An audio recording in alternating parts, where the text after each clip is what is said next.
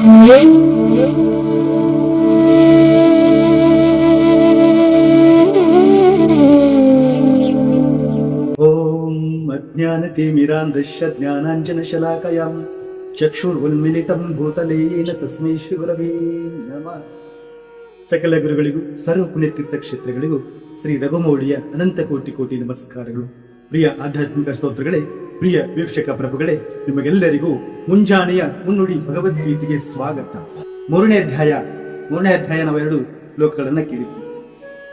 ಈ 2ನೇ ಶ್ಲೋಕದಲ್ಲಿ ಅರ್ಜುನನು ಭಗವಂತನ ಏನ್ ಕೇಳಿದ? ನಿನ್ನ ಸಂದಿಗ್ಧಾರ್ಥದ ಮಾತುಗಳಿಂದ ನನ್ನ ಬುದ್ಧಿಗೆ ಮೋಹವು ಕವಿಯುತ್ತಿದೆ. ಆದುದರಿಂದ ದಯವಿಟ್ಟು ನನಗೆ ಅತ್ಯಂತ ಶ್ರೇಯಸ್ಕರವಾದ ಮಾರ್ಗವನ್ನು ನಿಶ್ಚಯವಾಗಿ ತಿಳಿಸು ಎಂದು ಅರ್ಜುನನು ಭಗವಂತನ ಬಳಿಯಲ್ಲಿ ಕೇಳಿದ.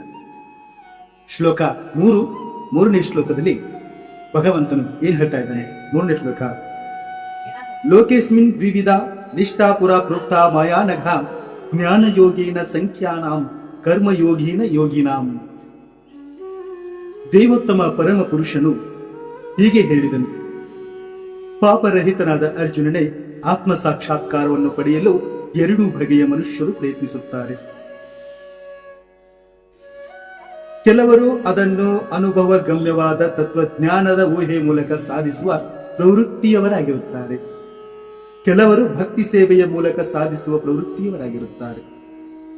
2ನೇ ಅಧ್ಯಾಯದ 39ನೇ ಶ್ಲೋಕದಲ್ಲಿ ಭಗವಂತನು 2 ಮಾರ್ಗವನ್ನು ವಿವರಿಸಿದನು: ಸಾಂಖ್ಯಯೋಗ ಮತ್ತು ಕರ್ಮಯೋಗ ಅಥವಾ ಬುದ್ಧಿಯೋಗ. ಈ ಶ್ಲೋಕದಲ್ಲಿ ಭಗವಂತನು ಇದನ್ನು ಇನ್ನೂ ಸ್ಪಷ್ಟವಾಗಿ ವಿವರಿಸುತ್ತಾನೆ.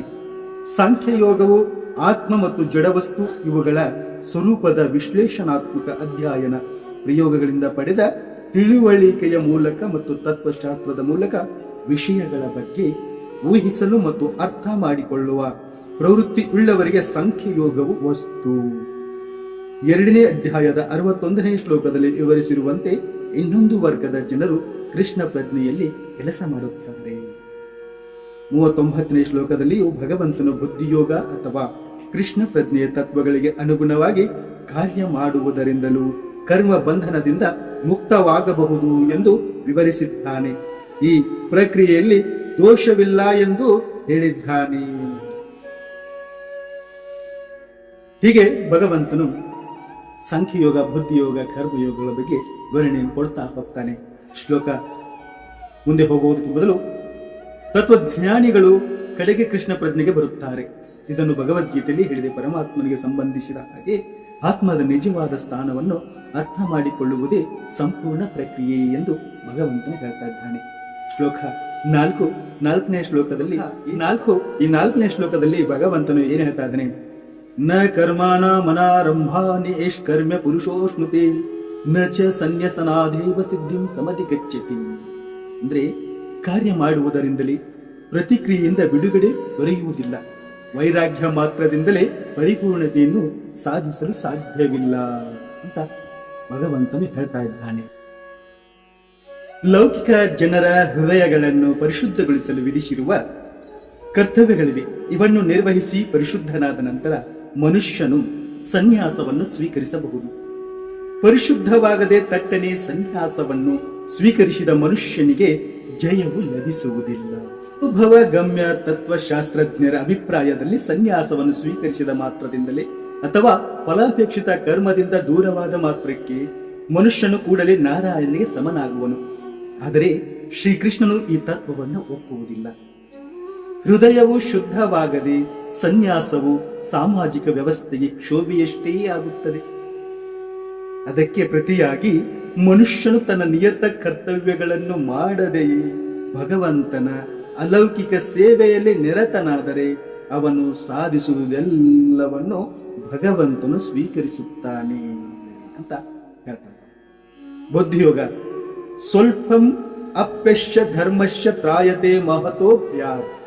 ಇಂತಹ ತತ್ವವನ್ನು ಸ್ವಲ್ಪ ಮಟ್ಟಿಗೆ ಆಚರಿಸಿದರೂ ಅಂತಹ ಮನುಷ್ಯನು ಮಹಾ ಕಷ್ಟಗಳನ್ನು ನಿವಾರಿಸಿಕೊಳ್ಳಬಲ್ಲ ಅಂತ ಈ ಶ್ಲೋಕದಲ್ಲಿ ಹೇಳ್ತಾ ಇದ್ದಾರೆ. ಶ್ಲೋಕ 5, ನಹಿ ಕಶ್ಚಿತ್ ಕ್ಷಣಮಪಿ ಜಾತು ತಿಷ್ಟತ್ಯ ಕರ್ಮಕೃತ್ ಕಾರ್ಯತೆ ಹೇವಶಃ ಕರ್ಮ ಸರ್ವ ಪ್ರಕೃತಿ ಜೈ ಕುಣಹೇ.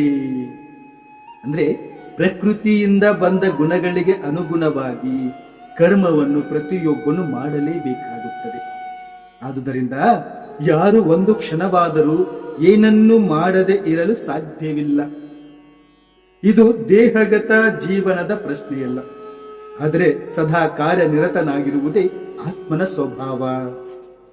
ಆತ್ಮವು ದೇಹದಲ್ಲಿ ನೆರೆದಿದ್ದರೆ ದೇಹವು ಚಲಿಸಲಾರದು. ಆತ್ಮವು ಸದಾ ಕಾರ್ಯನಿರತವಾಗಿರುತ್ತದೆ, ಒಂದು ಕ್ಷಣವು ಸುಮ್ಮನಿರಲಾರದು. ದೇಹವೇನಿದ್ದರೂ ಆತ್ಮದಿಂದ ಚಲನೆಗೊಳ್ಳುವ ನಿರ್ಜೀವ ವಾಹನ. ಈ ಕಾರಣದಿಂದ ಆತ್ಮವನ್ನು ಕೃಷ್ಣ ಪ್ರಜ್ಞೆಯ ಪುಣ್ಯ ಕಾರ್ಯದಲ್ಲಿ ತೊಡಗಿಸಬೇಕು ಅಂತ ಭಗವಂತನು ಹೇಳ್ತಾ ಇದ್ದಾನೆ. ಇಲ್ಲವಾದರೆ ಅದು ಮಾಯಾಶಕ್ತಿಯು ನಿರ್ದೇಶಿಸಿದ ಕೆಲಸಗಳಲ್ಲಿ ನಿರತವಾಗುತ್ತದೆ. ಐಹಿಕ ಶಕ್ತಿಯೊಡನೆ ಸಂಪರ್ಕವಿದ್ದಾಗ ಆತ್ಮವು ಐಹಿಕ ಗುಣಗಳನ್ನು ಪಡೆದುಕೊಳ್ಳುತ್ತದೆ. ಇಂತಹ ವ್ಯಾಮೋಹಗಳಿಂದ ಆತ್ಮವನ್ನು ಶುದ್ಧಗೊಳಿಸಲು ಶಾಸ್ತ್ರಗಳು ವಿಧಿಸಿದ ಕರ್ತವ್ಯಗಳಲ್ಲಿ ತೊಡಗುವುದು ಅಗತ್ಯ ಅಂತ ಭಗವಂತನು ಹೇಳ್ತಾರೆ. ಪ್ರಿಯ ಆಧ್ಯಾತ್ಮಿಕ ಸ್ತೋತ್ರಗಳೇ, ಪ್ರಿಯ ವೀಕ್ಷಕರೇ, ಮುಂದಿನ ಸಂಚಿಕೆಯಲ್ಲಿ ಮುಂಬರುವ ಶ್ಲೋಕಗಳನ್ನು ನೋಡೋಣ ಅಂತ ಹೇಳ್ತಾ ಇಲ್ಲಿಗೆ ಈ ಶ್ಲೋಕದ ಅರ್ಥವನ್ನ ಮುಗಿಸೋಣ. ಮತ್ತೆ ನಾಡಿನ ಸಂಚಿಕೆಯಲ್ಲಿ ಭೇಟಿಯಾಗೋಣ. ಪ್ರಿಯ ವೀಕ್ಷಕರೇ, ನಮಸ್ಕಾರ.